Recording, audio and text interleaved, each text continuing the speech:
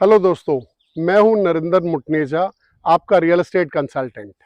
दोस्तों, मैं आज आपको लेके आया हूं यमुना एक्सप्रेस हाईवे की एक लोकेशन जहां आप फार्म हाउस खरीदने का अपना सपना पूरा कर सकते हैं।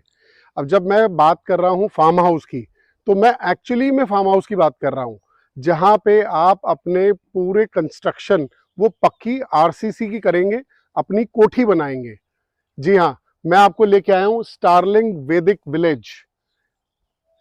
स्टारलिंक की जब हम बात करते हैं तो स्टारलिंक, जैसे कि आप मान लीजिए कि गुड़गांव में जो साइबर हब की रेपुटेशन है, ऐसे ही नोएडा वालों के लिए स्टारलिंक की रेपुटेशन है। सेक्टर 104 में बहुत खूबसूरत मॉल इन्होंने बनाया हुआ है और उसमें अच्छी लीजिंग्स करी हुई है। तो स्टारलिंक बहुत ही एक रिस्पेक्टेबल नाम है नोएडा वालों के लिए। अभी फिलहाल मैं जो खड़ा हूँ, एंट्रेंस पे खड़ा हूँ स्टारलिंक वैदिक विलेज के नाम से। इसकी खूबसूरती क्या है कि आप अपनी पक्की कंस्ट्रक्शन कर सकते हैं। यमुना एक्सप्रेस हाईवे के ऊपर है ये। बट सबसे अजीज बात और सबसे खास बात क्या है कि हमारी लैंड की जूरिसडिक्शन पलवल हरियाणा है, ना कि notified areas of Yamuna express highway. तो अभी हम एंट्रेंस पे खड़े हैं। अब हम आपको लेके चल रहे हैं अंदर फार्म हाउस दिखाने के लिए, किस तरह की रोड्स बनी हुई हैं, किस तरह की प्लांटेशन है, क्या डेवलपमेंट हो चुका है। तो आइए आज मैं आपको अंदर डेवलपमेंट दिखाता हूँ स्टारलिंग वैदिक विलेज की। आइए।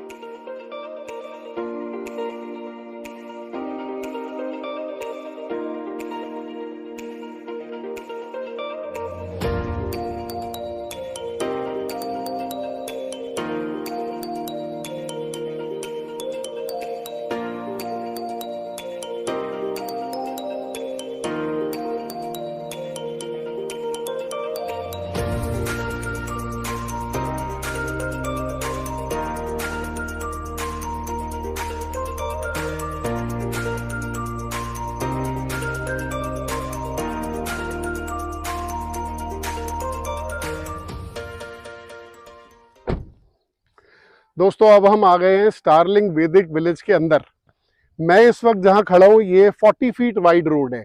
अच्छी बात क्या है, डेवलपर ने दो ही तरह की रोड्स बनाई है यहाँ पे, एक 60 फीट और एक 40 फीट। 40 फुट से छोटी रोड नहीं है। आप ये मान के चलें कि जो ये नीचे आप देख रहे हैं, ये सारी रोड जो है वो इंटरलॉकिंग टाइल्स हैं। नॉर्मली आपने देखा होगा कल्चर की डेवलपर जो बजरी और गिट्टी वाली रोड बनाते हैं, यहाँ पे सारी रोड जो आपको मिलेंगी वो इंटरलॉकिंग टाइल्स हैं। आप यहाँ देखेंगे बाउंड्री वॉल, किस तरह से बाउंड्री वॉल बनाई गई है। उसके बाद जो भी आप ये देख रहे हैं, यहाँ पे पेड़ almost full grown fruit bearing trees लगाए गए हैं। 6 किस्म के पेड़ आपको यहाँ देखने को मिलेंगे। नाशपाती है, इसमें कीनू है, अमरूद है, चीकू है, जामुन है, आम है। ये सारे पेड़ लगाए गए हैं। सैपलिंग्स की बात नहीं कर रहे हम लोग, पेड़। तो इससे डेवलपर का थॉट प्रोसेस समझ में आता है कि अभी जैसे और 3-4-5 महीने बाद बारिश शुरू होने वाली है, तो जितने भी ये पेड़ लगाए गए हैं तब फ्रूट बेरिंग ट्रीज बन चुके होंगे और बर्ड्स को अट्रैक्ट करते हैं। अब मैं आपसे बात कर रहा था स्टारलिंग वैदिक विलेज की खासियत की। सबसे पहले ये यमुना एक्सप्रेस हाईवे पे है। हमारे सामने जो सेक्टर्स पड़ते हैं यमुना अथॉरिटी के, क्योंकि जैसे मैंने आपको अभी बताया कि हमारी जूरिसडिक्शन पलवल है, ना कि यमुना अथॉरिटी। सामने जो सेक्टर्स पड़ते हैं वो 23C है, फिर उसके बाद 22F। अब अगर आप आज से 7-8 महीने पहले की न्यूज़ देखेंगे तो 22F सेक्टर को ओलंपिक विलेज के नाम से जाना जाता है। हो सकता है कि सन 2036 के लिए इंडिया बिड करे ओलंपिक्स के लिए।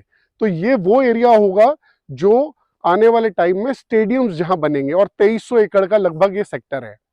अब मैं आपको दिखाऊंगा कि फार्म हाउसेस जो यहाँ पे बन रहे हैं, किस तरह की लोग कंस्ट्रक्शन कर रहे हैं और क्या डेवलपमेंट्स हैं। तो मैं आपको एक टूर पे लेके चल रहा हूँ इस फार्म हाउस पे कि किस तरह से डेवलपमेंट हो रही है।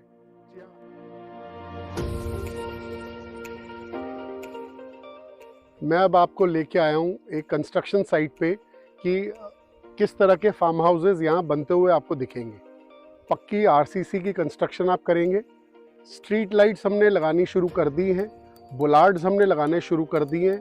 लैंडस्केपिंग के नाम पे हमने लगभग 400 पेड़ लगा दिए हैं, और टोटल एरिया आपको दिखवाऊंगा कि कितना लैंड बैंक है, किस तरह से आगे डेवलपमेंट और चल रही है।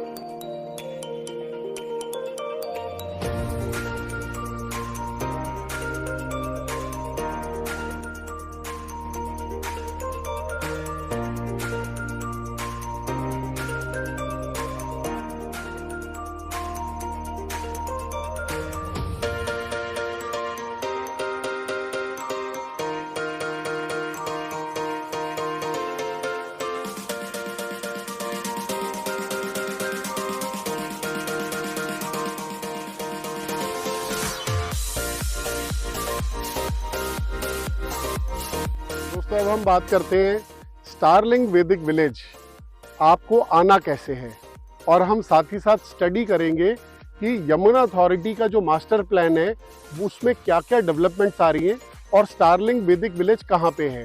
दोस्तों ये जो आप मेरे बैकड्रॉप में देख रहे हैं पूरा यमुना अथॉरिटी का मैप है। जो भी आप ये कलरफुल सेक्टर्स देख रहे हैं, ये चाहे इंडस्ट्रियल है चाहे रेजिडेंशियल है, ये सारे के सारे नोटिफाइड एरियाज हैं। नोटिफाइड एरियाज मतलब कुछ भी यहाँ खरीदना बेचना इलीगल है अगर आप अथॉरिटी से नहीं खरीद रहे। लेकिन हम इस कलरफुल एरिया में यमुना अथॉरिटी में ना होते हुए, ये जो आप यमुना एक्सप्रेस हाईवे के इस साइड पे आप वाइट पोर्शन देख रहे हैं, ये सारा डिस्ट्रिक्ट ये आता है पलवल, जूरिसडिक्शन पलवल। तो इसी एक्सप्रेस हाईवे पे हमारे फार्म जो है स्टारलिंक वैदिक विलेज, ये छोटा सा ट्राइंगल जो आप देख रहे हैं ये है स्टारलिंक वैदिक विलेज। आपका यमुना एक्सप्रेस हाईवे ये आ गया। उसके बाद स्टारलिंक के सामने अगर आप देखेंगे तो 23C सेक्टर है जो शायद आने वाले टाइम में ISBT बनेगा। उसके बाद 22F सेक्टर है जो ओलंपिक विलेज के नाम से जाना जाता है। आने वाले टाइम में स्टेडियम्स सारी चीजें यहीं बनेंगी। 2300 एकड़ का सेक्टर है। अगर हम इसकी बात करें तो ये JP sports city formula 1 track के पास से होती हुई रिंग रोड आ रही है जो ऑलमोस्ट हमारे फार्म्स के बाहर से जा रही है।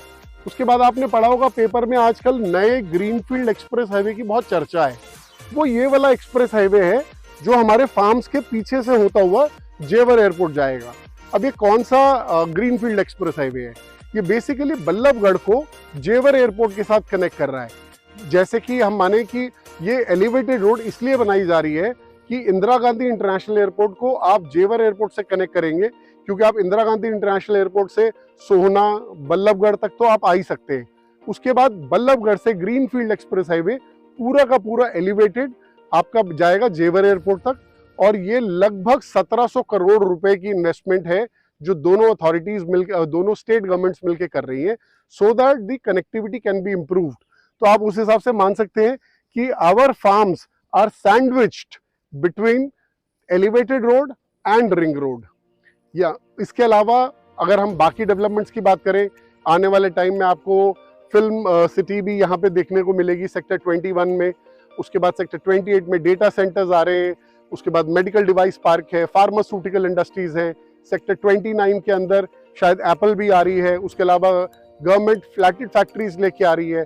फिर सेक्टर 29 में सूर्या ग्लोबल फिल्म्स, जिसको आप प्रिया गोल्ड के नाम से भी जानते हैं, वो ऑपरेशनल हो चुकी है। सेक्टर 32 के अंदर एवरी डेनिसन है।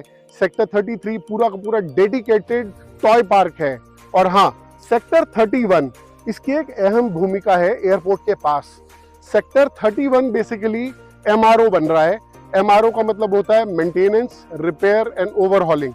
जी हाँ, इंडिया का सबसे बड़ा MRO फैसिलिटी हम यहाँ सेक्टर 31 में लेके आ रहे हैं। उसके अलावा जैसे अब आप पेपर्स में पढ़ते हैं कि गवर्नमेंट कवायद शुरू कर रही है इस जेवर एयरपोर्ट को, जो कि ऑलमोस्ट आप कह सकते हैं कि 5th लार्जेस्ट एयरपोर्ट है ये।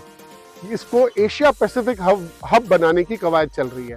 दोस्तों एशिया पैसिफिक हब जिस दिन ये डिक्लेयर हो गया, बन गया, 2024 में फ्लाइट्स चालू हो गई, तो आप सोच सकते हैं कि यहाँ किस तरह का मैसिव डेवलपमेंट और एक्सपोनेंशियल ग्रोथ आएगा।